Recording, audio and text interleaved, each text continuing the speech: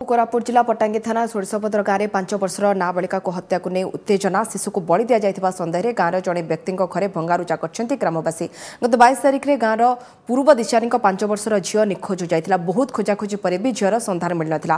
तेबे दिनक पर झीर मृतदेह गां निकट जंगल उद्धार होइतिला। गांव विभीषण पांडका शिशु बलि देइथिबा अभियोग करछन्ती ग्रामवासी। कारण झील को खोजाखोजी करबा बेले से घरे काहाको पुराई दि नथिले।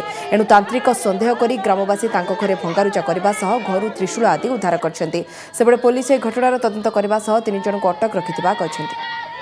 मोर जियो का आंटी गोटक नाय हे मुंडर काइटा गुदिन बाल नाय इतुनी बाल काटी के छाडलाय जीभ काटी करी छाडलाय आंटी काटी छाडलाय ए कलजो नाय सेंती करी से पिनला ड्रेस रे नि छाडी देरला मोर जियो के ए आंटी मन दुटा के तीनटा नाय ए आंटी गोटक ए बोटा आंटी गोट छिनी आंटी गोट नाय मोर जियो के फाकना नै करी काबिती गोट लातिरलाय बुके गोट लातिरलाय मोर जियो के सेंती असुविधा करी हमके नथिला गरबी लोक के एते डंड तलाय।